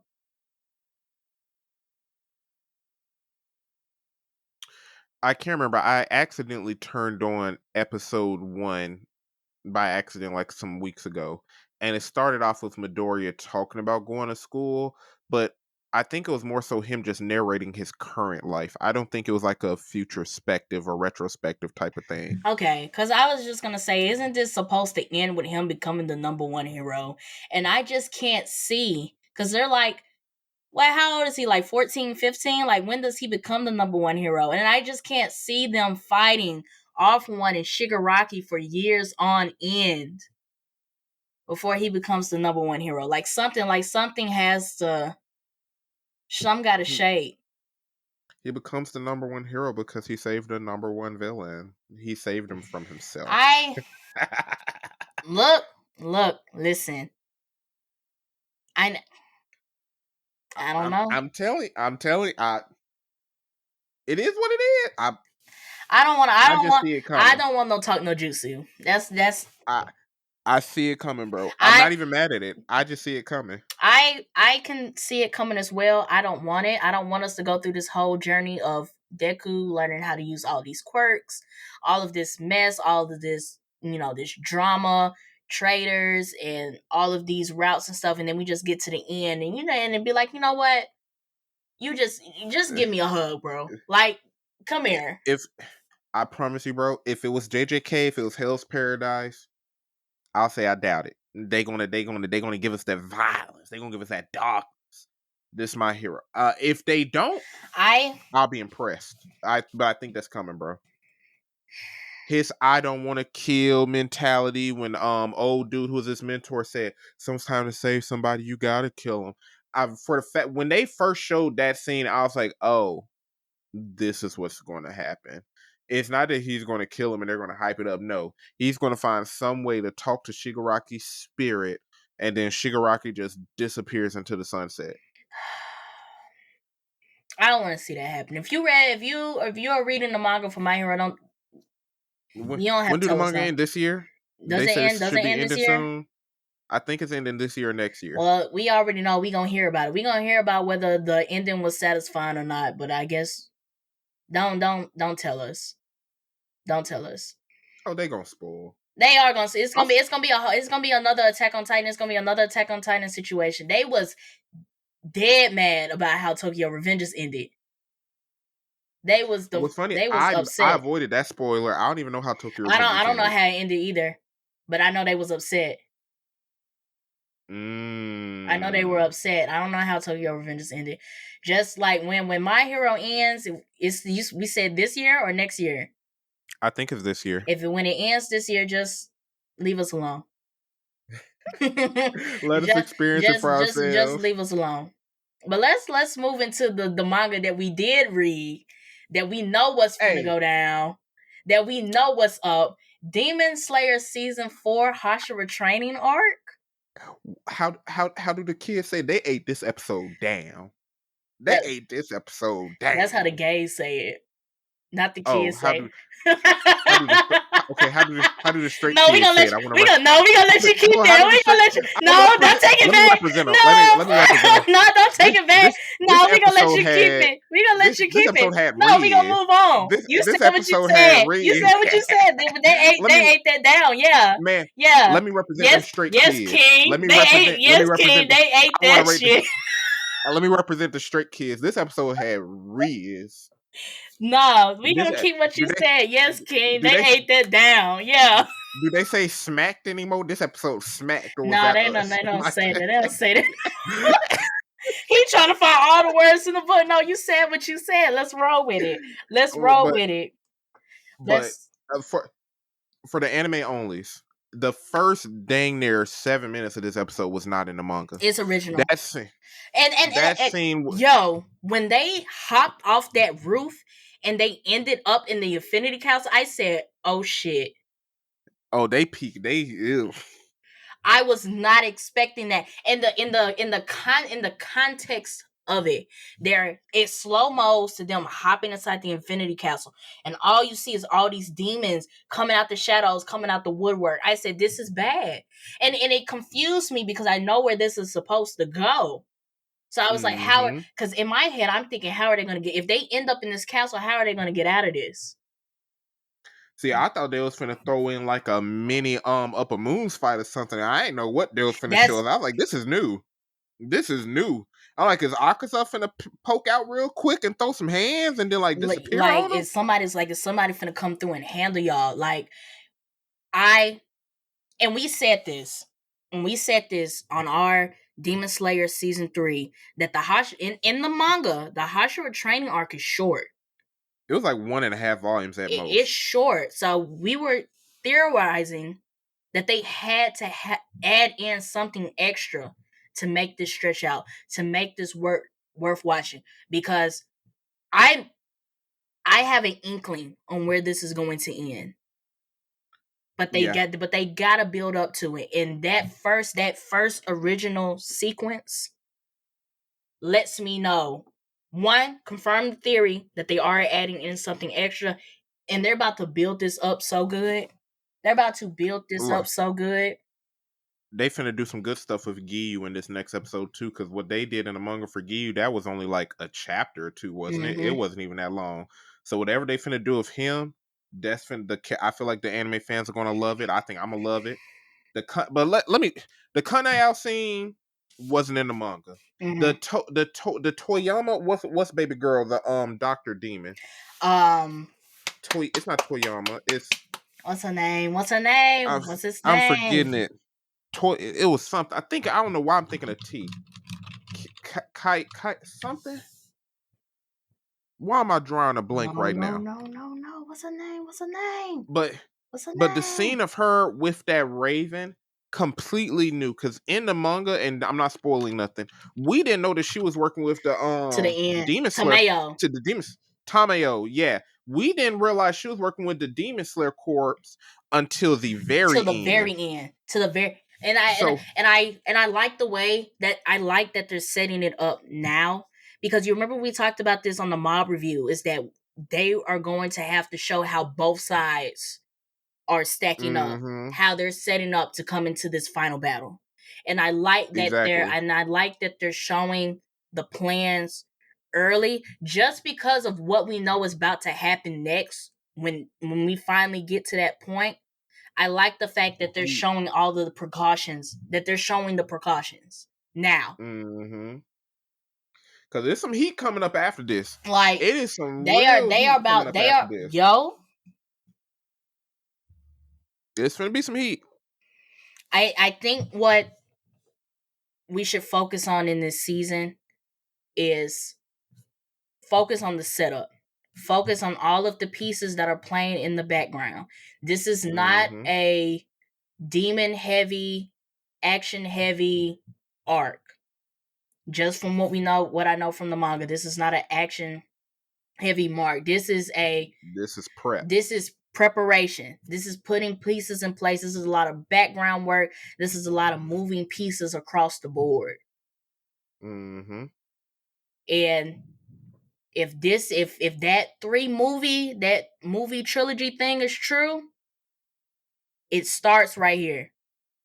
Yeah, we finna jump straight into it. I wouldn't be surprised if the first to the last episode airs, they'd be like, "Hey, movie coming in 6 months." I would not be surprised. I wouldn't be surprised either. I wouldn't be, because we also talked about this on the mob review, that based on how this final thing is going to go, with so much back to back that was going on, I don't know how they would split that into episodes. I don't know what would be the appropriate point in some of those fights where they would be like, okay, this is an episode. Because the way it's finna go, I think we said it in the mob review. I could see this being 3 movies, because 369, hour and a half, 3 full episodes basically put together. I could see like the end of this being like 9 episodes long, or 3 different movies. Yeah. But if you get that movie quality applied to it, and they break it at the right moments, to where you don't feel like you're left hanging for real, they could do it right. They could do it justice. But I think, because I'm thinking about Mugen Train. I'm thinking they might have to make it into a movie first. They need to do the full sequence as a movie, and then turn around like they did Mugen Train and decide at which points makes sense. Now that we've done the full thing, where does this make sense to cut this off and make this into episodes? I don't think we need to go into it and think episodic. I think we need to think full feature. Because it's finna be a lot. There's like, once we get into those other segments, there's definitely like a part 1 and part 2, then basically a final arc, quote unquote. That's like its own thing, and it's gonna be fire. Look, we told y'all, shit is finna hit the fan. They did this episode justice. The new episode probably came out like 30 minutes ago, I think. They did this first episode justice. I'm ready. Because it's finna get there. It's finna get there. Muzan is on the way. Also, only because of how many good hot topics we got, I'm willing to let this episode go longer than regular if you down. Oh yeah, I was finna move on to the next thing unless you had some more stuff to talk about with Demon Slayer. Oh, let me just talk about the other animes that's going on right now. Konosuba fans, this new season's hilarious. Thoroughly enjoying it. For the fans of I Reincarnated as a Slime, it's going pretty good too, and I'm ready to see how this fight with old girl go, if they finna fight or not. Because now they just had their face off. For the regulars at Magic High School fans. I don't even know if there are any other fans of that show. The politics are hidden. I'm eager to see how they do this. Basically, this upcoming match in the 9 schools games, because we basically saw this in season 2, and it seems like it's going pretty good. I'm ready to see that. And Mushoku Tensei is still peak. They skipping the episode for this week, but we're going into the Labyrinth arc, and I'm super excited. It's a lot of anime going on. It's a lot. It's a lot. Yeah. I'm watching like I think 8 things at once. I think it's 8. That's crazy. Well, like I said, like we said for the announcements, make sure you guys follow us on social media. Make sure you keep up with the episodes because mob reviews are coming as They these are. animes get the ending. We'll probably do some more discussion as the episodes go by, but make sure you tune in. But the last piece of this episode, we're gonna go into our video game realm. The first thing I wanna touch into is that we got some GTA 6 news. So the last time we talked about GTA 6, it was announced that the game was gonna come out in 2026. They had pushed back the release date. We got some recent news that the release date for GTA 6 is going to be fall 2025. So get y'all wallets ready. I'm taking off work. I make this joke. I made this joke before, but I gotta take off work just to beat the single player and then jump into the multiplayer and get a head start. Like I got to, bro. I'm treating this like a vacation. I'm ready to see the gameplay trailers, like when IGN and GameSpot and everybody gets a hold of the game. I'm ready to see what the gameplay is looking like. We got that little story trailer a while ago. They got leaked. But I'm ready to see what the gameplay looks like. I'm ready to see like how they change, like what mechanics they change, like what's different, like what's as far as like playability and like how we switch between characters and then the map and stuff. What is all of that going to look like? Because if they're saying fall 2025, that could be like the beginning of September or as late as the end of November. Mm-hmm. So we're looking at like a year and 3 months at minimum from now. Well, the good thing, by the end of this year, we're getting another trailer. I was going to agree. I was about to say the good thing about it is that we're stepping into the summer, and as you guys know, when we get towards the end of the summer, that August September area, everybody's doing showcases. Nintendo, Sony, Xbox, Ubisoft, everybody's doing showcases. So hopefully, one of those showcases shows a little bit more for GTA 6. Yeah. I'm seeing that coming. For the Elder Scrolls fans, we might start getting more news about Elder Scrolls 6. But GTA finna take over, bro. Like they honestly could be quiet. They could drop one little nice trailer here and then wait till like the spring of 2025 to when they start doing like them little interviews where the developers start sitting down going in depth what they doing. They could stay quiet. Just one trailer for this year and say wait for it. Yeah, the anticipation, because of all of the leaks and everything that's been surrounding GTA 6, they don't have to do much.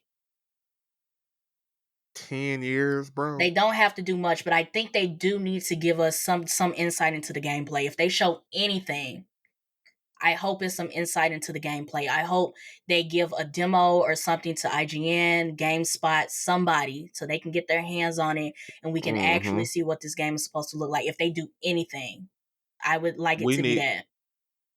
We need like a single player gameplay trailer this year. Next year, either they need to go more in depth with the single player, then dip into multiplayer, or do like a multiplayer trailer, then have the developers talk more about single player, and then go into multiplayer at the end of it. Yeah. Just so that people can be hyped up for the single player, not immediately jump into multiplayer. That's true. Gameplay is what I want to see. Because the anticipation is there. The hype is there. It's GTA. And with everything, all of the drama and everything that's been leading up to this point, the hype is there. And we seen what y'all can do. We know what y'all can do. We don't need too much. We don't need too much. I just want to see some gameplay. That's all I want.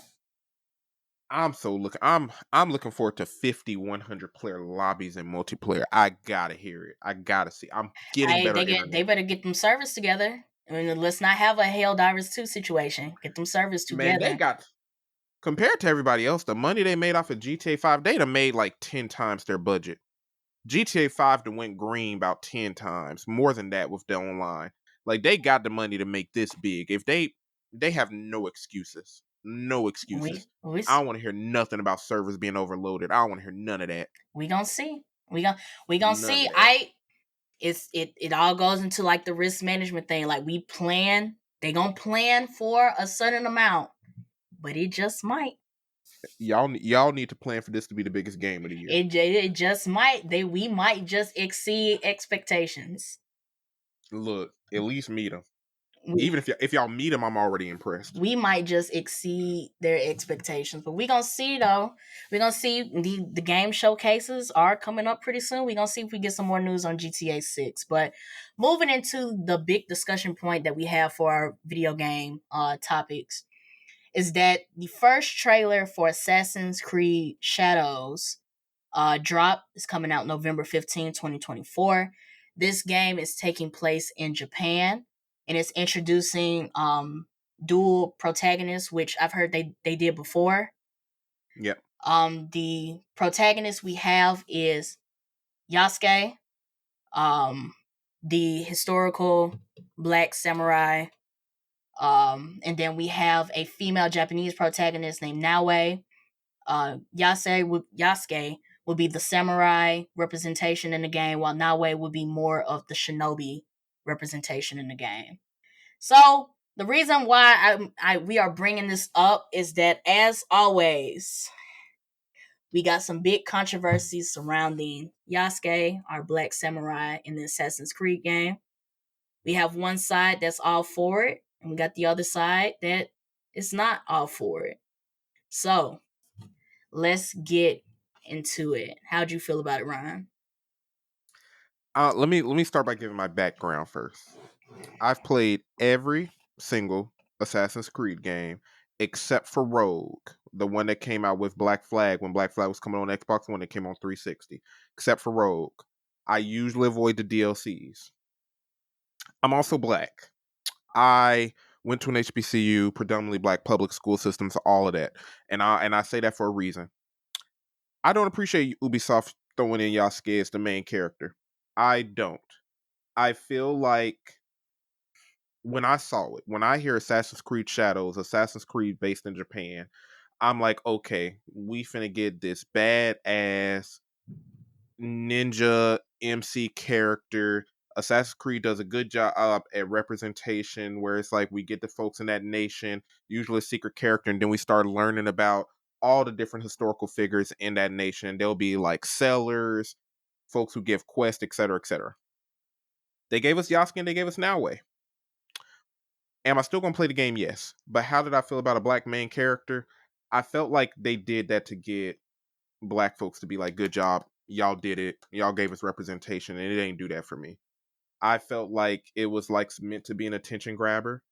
When folks are now, the arguments that people are having online, oh my gosh, whether or not Yasuke was a retainer or not, my whole thing is there are so many cold samurai in Japanese history, like Nobunaga, the one who Yasuke was the retainer for, who if they used him, that would have been even colder.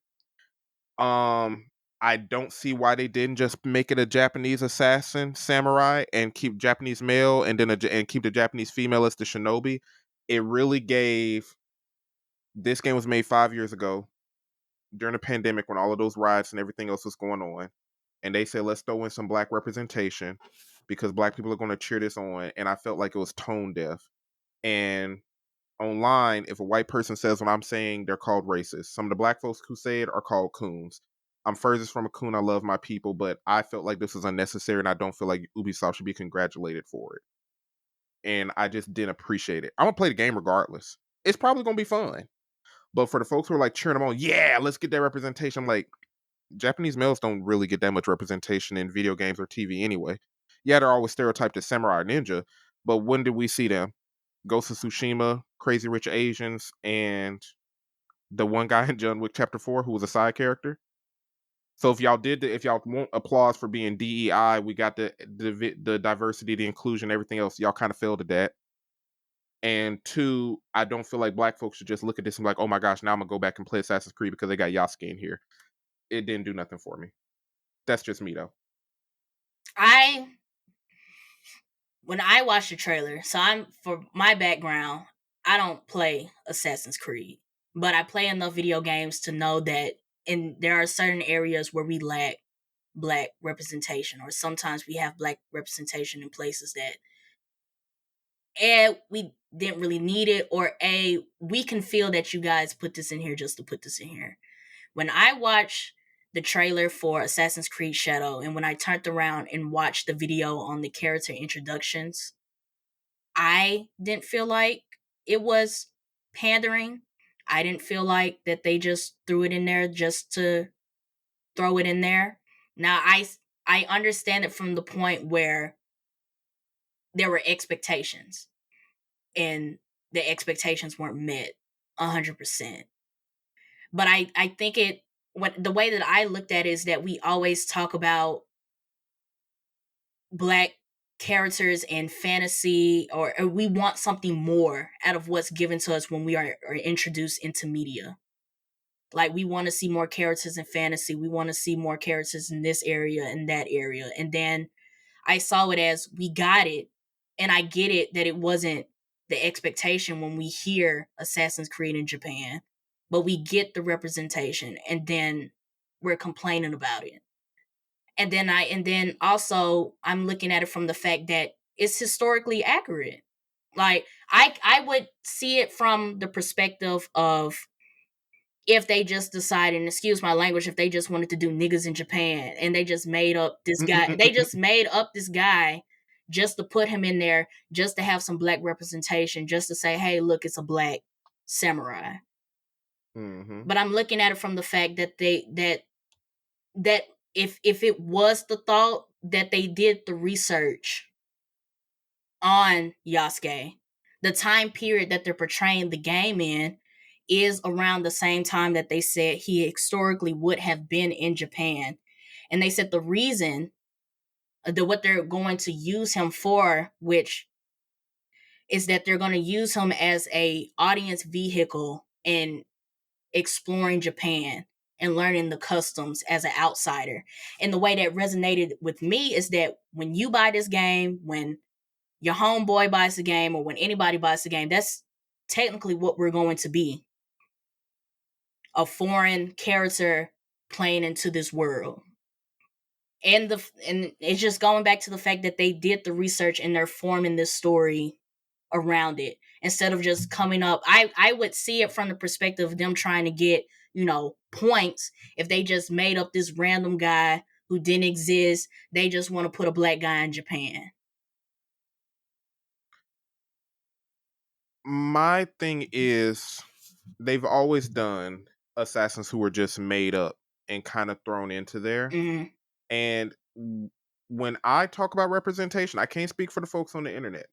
I don't want just a black person thrown into something where, especially if it was a character that was originally white. Now, that doesn't necessarily apply to this assassin, but if they really, and this is where I feel like it's tone deaf, if you wanted to make a black, which is just race, or just a African ancestry ethnic character in an Assassin's Creed video game, Mm-hmm.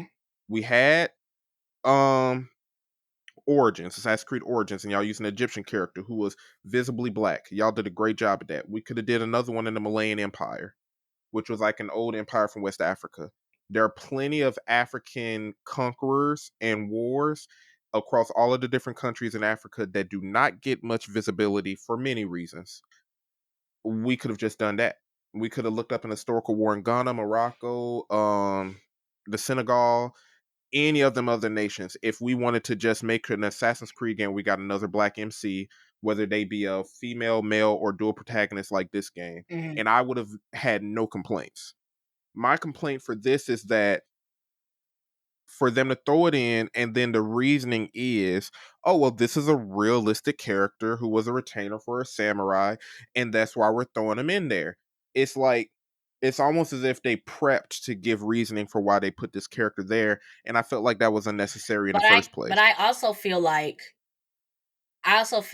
maybe they had it prepped because they knew the heat that they were going to get. In my opinion, why do it in the first place? Like, absolutely nobody would have gotten mad at a Japanese male and Japanese female dual protagonist in Assassin's Creed game based in Japan? Nobody. Nobody would have complained. And despite popular belief, nobody would have gotten mad if it was a female character either, because it's been proven that female characters do great in a lot of video games. And I'm not even going to, I can avoid even using Tomb Raider as the main example. I can use a lot more. So even if y'all just did just Now Way, nobody would have complained. So knowing that heat would have came, and it could have been predicted. I believe this game was in development for 4 or 5 years, and we can go across the timelines to see when that was. Why still go with that? Was it to prove something? Was it to give us an applause and say, ha, ha, ha, ha, ha, we got a black guy in Assassin's Creed based in Japan? Because if this was a Japanese male, nobody would have gotten mad. And if y'all wanted to do a Malayan war, a Nigerian war, Moroccan war, old countries that we don't even know the names of because they just weren't in our American history books, y'all could have done that. We could have did Haiti with their independence. We could have did some of the Latin American nations that do have a lot of African ancestry mixed in with the Native American ancestry and the Spaniards and the French who all came out there. We could have done all of that. Because nobody got mad when we had a Native American mixed dude in Connor from Assassin's Creed 3. And for the folks who argue with all the folks about, well, we had Edward Kenway in Black Flag, and he was in the Caribbean. That was a white guy. A lot of the pirates were of European ancestry. A lot of the pirates. And then we had a great DLC where one of the black guys on that ship, he was freeing the slaves. Nobody got mad at that. That's why this was so overt that y'all just overtly threw a black guy in there. And for this time around, y'all also add some history to it where I'm like, ugh, it gave me an ick. Well, do you think that nobody got mad, going back to your Caribbean thing, that the DLC it had that the placement was slavery? And no, because we still got Bayek from Assassin's Creed Origins who was overtly black, and nobody got mad at that. In fact, a lot of people welcomed Assassin's Creed Origins because it was the first one in that Odyssey and Valhalla trilogy to really do that open world aspect. Nobody got mad that we was playing as a black assassin. Nobody. When we just had Mirage and it was that Middle Eastern dude, I don't want to butcher his ethnicity, so I'm not going to say it because I don't want to say the wrong one. But when they had all these Muslim presenting characters who spoke in their Arabic language and everything else, nobody got mad at that. The only thing we complained about was that the story was kind of lackluster. It was. That's all we complained about. Like racism and sexism and all of that, at least from the Assassin's Creed fan base, people may think it's rampant off of this discussion. I promise you it's not, because I've been in it since Assassin's Creed 2 when I was in high school sneaking to play mature rated games. Well, middle school. And that's why this, as a black man, because I'm probably one of the few folks that can't say this, I don't want to give Ubisoft their applause. I'm a little cringed. I'm not angry. It's a little cringy when I see all the black folks who are just so gung-ho about it, especially if they ain't been playing any Assassin's Creed games. Because if I was them, I'll be like, this is no different. It's around the same coin of, oh, we're going to throw in a black Superman, when in real life, how about we just use another black superhero, create a new one, create a new black superhero, or use previously established black heroes that ain't got their light, like Static Shock. Let's do an Assassin's Creed in Malaya. Let's do an Assassin's Creed in, give me another African nation, Kenya. Let's do that. They got a lot of history out there. A lot of nations that don't get no visibility. I know. So like I said, I get like from an expectation thing and how Assassin's Creed is gone. I understand it from that perspective. I would also want to say that maybe we shouldn't be so quick to like judge it, like because we don't know the story yet. And I think what's going to come out of this, what's going to be the real judging factor of what Ubisoft's intention was, is when we actually play the game. Now, if you play the game and you come back and tell me that, they didn't execute this well, this was just a face to sell the game, then we can come back and have this discussion. But I feel like I'm just looking at the way how they explain the characters and what the characters are going to be used for, because they said they're going to use Yasuke for more combat stuff and they're going to use Naoe for more stealthy like missions, And then with the story with them coming from the two different backgrounds, I'm interested to see how they tie that together. And does the story get executed enough to where this big uproar didn't really matter? Or are they not going to execute, and are they going to be hampering on the fact that we have this black samurai? Is Naoe a historical figure in Japan as a female Asian character? I don't think so. I think her father is. That plays a part into my thinking as well. Like like it's almost as if Ubisoft prepped to fight for this. Mm-hmm. But let's go into more representation, and this is where I feel like companies get representation wrong, and they just want to cross off a check on a checklist. Oh, we're going to use a historically semi-accurate black, whether Japanese samurai's retainer, whether he got sworn in as a samurai under Nobunaga or not in Japanese history or not. Regardless, we're going to use him. But the Japanese female character, we already want women representation. Mm-hmm. Japanese women definitely are getting the short end of the stick in America, and to a degree, it makes sense because of the population percent diversity that Asians represent in American culture. The biggest group is white, then Hispanic, then Black, Asian, and other. Mm-hmm. When you look at statistics and everything, so maybe that makes sense. But Ubisoft didn't emphasize her. She's not a real historical figure. She's just a made up character. But now we use a realistic fictional character for Yasuke, and they're black, and that just, for me, who, as someone who's taking these business classes, looking at how businesses even look at diversity and DEI, Mm-hmm. it feels like they just wanted some brownie points, and I don't believe they deserve it.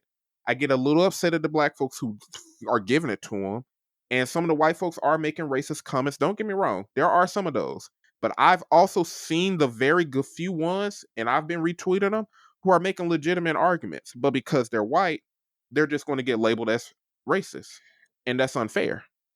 There are multiple signs pointing that Ubisoft really just did this to get their little brownie points, to say, haha, we did it, but where's another African Assassin's Creed? And why didn't this Japanese female character, why didn't we get a historically known female character in Japan? Shogun just did it, and they did a great job. I can only see it as, going back to my thing, is that if the intention was to put a black character in the game, I think they had to have something to back it up instead of just saying, N-words in Japan. I mean, but that's the thing. They wouldn't have had nothing to back up if it was N-words in Africa. if it was N-words in Kenya, nobody would have said nothing. Nigeria, nobody would have said nothing. I promise you, they didn't say nothing when it was in Egypt. They did not say nothing when it was in Origins. I was there. They did not say when we had a Native American in Assassin's Creed 3. None of them said anything. None of the major racist comments, none of that. Because then we see that you're not doing it to just get brownie points and cross off a checklist. Mm-hmm. You're actually making a good game and use a character who's representative of the nation or location and setting of that video game. Mm-hmm. Like, this was just overtly a business saying, give us that money. And it was made by Ubisoft Montreal. Last I checked, Montreal's in Canada. Countries like Canada, the UK, and a lot of those other nations kind of subscribe to American politics and ideologies, and they kind of play into it, Mm-hmm. especially like the racial politics and those conversations. A lot of them are very integrated into those conversations. And it just felt like, here you go. We did that. We're going to be so happy at our Ubisoft Forward coming up. Y'all are going to clap. Y'all are going to like this. And it's like, y'all don't deserve it. I don't think y'all deserve it as an Assassin's Creed fan and black man. I see that in. I think at this point, for me, I would like to see how it's executed. Like I said, I don't play Assassin's Creed, but when I looked at the trailer, I didn't feel the way that you guys felt seeing the trailer. I think it might have been because I had previous knowledge of like who Yasuke is, and like it in a sense it fits. And I understand like the expectation of everybody's been waiting for a Japanese based Assassin's Creed game, and then this is what comes out of it. But I think I would want to see everybody's reaction to it when the game actually comes out. And is it that they did they take the extra step to care about how this character fits into the story, or is the main focus of the fact that he's black inside of this Japanese based game? It depends on how they do it, because there's advantages and disadvantages coming into Assassin's Creed Shadows. The disadvantage is that y'all threw in this black character and it's controversial. Will some more black people buy the game? Will less white people buy the game? Will less or more Japanese people buy the game? Mm-hmm. Can't really predict that. But what I can say about gameplay and story, Mirage's story was lackluster. It was not good at all. I don't even remember the main assassin's name. What about the dual protagonist one? The one where they did true dual protagonists and they weren't just the same character, but you pick their sex, was Assassin's Creed Syndicate. Also less well received. Wasn't that good. Around the Syndicate Unity games, that was like 5 and 6 if I remember correctly, they were kind of eh. And if I remember correctly, after Syndicate is when they dipped in the open world of Origins, Odyssey, and Valhalla. Origins, decently received. Odyssey was received for the scale of the world. And they had, you can make your assassin male or female. Mm-hmm. It didn't really affect the story though. Valhalla came and Ivor, male or female, didn't really matter. Still a Viking. But Valhalla was really, really good. Mm-hmm. So it depends. So what would you Ubisoft is.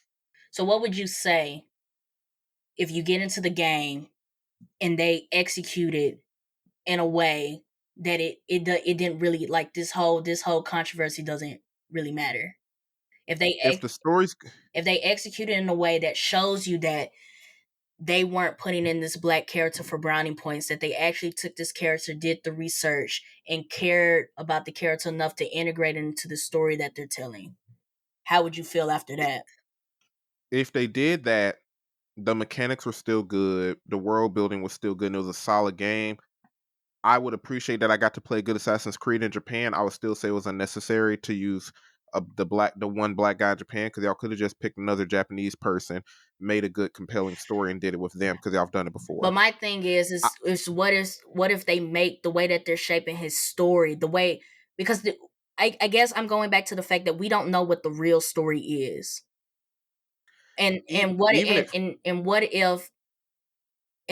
I'm saying is what if you get into the game and you find out that there is a specific reason why he is chosen based on the way that the story is going, that goes beyond him being a black man, a black samurai in Japan. The specific reason could never be good enough to why they couldn't do a Japanese character, because making a compelling story is just making a compelling story. Making a good character is making a good character. And my one example is if we did an Assassin's Creed in South Africa. South Africa has a lot of European ancestry out there. And if we had an Assassin's Creed where it was a white male, black female, and we just make it just as equivalent, African, native South African female, there would be some issues with that. There would be a lot of them. And even if they made that character really fit, they did a good job. Just the optics of what y'all have been doing with Assassin's Creed games when it came to getting someone who's a reflection of their nationality. Even then, a white male would be a better reflection, because there is a strong European population out there in South Africa or West Africa. Hopefully I'm not confusing the two. I think it's South Africa. Mm-hmm. A lot of Africans out there are also very light-skinned. They're our skin color due to those mixings of genetics. Mm-hmm. If they did that, I promise you there'll be just as much issues, if not more. And they know that they couldn't do that. But they do it with this one in Japan. And that's where I feel a little, I don't want to say slighted, but I just don't feel like y'all deserve brownie points. Because we also would have very much celebrated if y'all just had a Japanese male and Japanese female. Y'all could just did it that way. Yeah. And then kill two birds with one stone. Female representation while also having Japanese representation. And just had her as a singular main character. Mm-hmm. Y'all could have done that. I promise you, nobody would have gotten mad because nobody's mad now because it's Assassin's Creed in Japan. You see what I'm saying? Mm-hmm. But if y'all did that with Nigeria, y'all did that with South Africa, y'all did that with Kenya, Morocco. Let's go down the list of African nations. Y'all, we all know that would have not have done well on social media, not at all. And all the publications that are supporting Ubisoft in this decision right now would have been against them. Wall Street Journal, Washington Post, IGN, GameSpot, all of them would have been like, so y'all put a white man, just another white savior again in an African-based Assassin's Creed, when this was the opportunity to shine so much light on Black/African nationality, African countries' nationalities representation. Mm-hmm. We would have all gotten mad and can't nobody say we wouldn't. I would not concede to that idea that we wouldn't have gotten mad. I can see that too. I think I am interested to see how they execute it at this point, because now the characters are out. Mm-hmm. I'm interested to see how they execute it, because it goes back to what I was saying at the beginning, is that we've played games that they introduce a Black protagonist or a Black character, and they really don't do anything from the story other than the fact that, hey, we have this Black character in this game. Exactly. So I see where it's like they're putting this in this game because they want brownie points, but I'm also interested to see when we get into the story, when we get into how he's going to play into everything that's going on, is that going to make a difference? Is him being in a foreign country doing this work and alongside the female protagonist, is that going to make more for a compelling story? And maybe once we get to the end of it, maybe the way that they execute it couldn't have been done with a different character. Well, the funny thing is, they've put themselves in not a lose-lose situation, but it's not much to win. Mm-hmm. And what I mean by that is, let's say the game isn't that good, and let's say the characters aren't that good, because Assassin's Creed has proven that they can do a bad job. Mm-hmm. They've proven that they can do good. They've also proven that they can do bad, and they're pretty half and half on that. If it's not a good game, you know what's going to happen? Yeah. All of the influx of opinions of, see, this is what y'all get for just trying to throw in a Black character just for the hell of it. While they would not have had to deal with that if it was just a Japanese male and Japanese female, because then it would have just been, oh, it's a bad Assassin's Creed game. And if they do a good job, folks are still going to be like, now y'all telling me y'all couldn't do that with a Japanese male or Japanese female? I'm just saying, maybe it depends on that. That's what I'm saying. Maybe it depends on the story. That's what I'm saying. It depends. But I agree with you. I agree that if this game flops, this is going to be the blowback. This is going to be the blame. But I'm saying, if the story comes out good, and if the story is crafted in a way that it made sense for Yasuke to be there, then what's going to be the argument? Then it's like, good job. Y'all still could have done the same thing. For me, my response would have been, y'all still could have wrote a good story with a Japanese male. It's not like y'all had to. But what Yasuke I'm could have been saying, DLC. my argument is that they write it in a way that it couldn't be, that it made sense for it to be him. Then what's the argument? How could they do that? Like, if you look at the history of Yasuke, he was basically a Black, I forgot what nation he came from, but Nobunaga, which was the lead samurai, the feudal lord, one of the lords at the time, brought him in and was so surprised of his skin tone because he's never seen it. In fact, there's honestly some cultural similarities to that even in modern day Japan, which we can do our research on. Mm-hmm. And he kept him simply because he was interested. Now, if the story is like, oh my gosh, because he's the retainer of Nobunaga, that's why he works with this shinobi character. I'm pretty sure Nobunaga had Japanese male retainers. Well, if the story is, what if the story is that he only knows this one side of it because he was brought in. He only knows this one side of the culture, and then he meets Naue, and then he gets like the full scope of it, of being an outsider. Even then, that could have been done for Japanese character. And if we're going to look at Yasuke's history and where he came from, that could have been DLC or just Assassin's Creed in Africa. Mm-hmm. In real life, there's not much of an argument for why we have to. Have to can never be used. I can't see the argument for where we had to use Yasuke. Mm-hmm. I can only see we wanted to and that we were motivated to do so for insert reasons here. But anything that Yasuke could have done truly could have been a Japanese character. Unless they just finna throw racism at it and it's like, oh, Yasuke walks through a field and all these Japanese people are looking at him, and now you got Naoe who's sneaking on ruse because they're seeing a black guy and they're all staring at him. Mm-hmm. But that might be cringeworthy for anybody playing the game, if we being honest. It makes sense as a mission. It makes sense. But I see more people getting upset. I would be interested when you play it. I would be interested on your feedback on how they integrate him into the story. Because, like I said, I'm definitely playing it. Because, like I said, I wasn't too mad about it because the fact that he does exist and the fact that they are expanding his story, and I get where you're coming from, and I get where the historical accuracy comes from, but for me, and I always say this with anything that we go back and forth, that for my thing, it lies in the execution.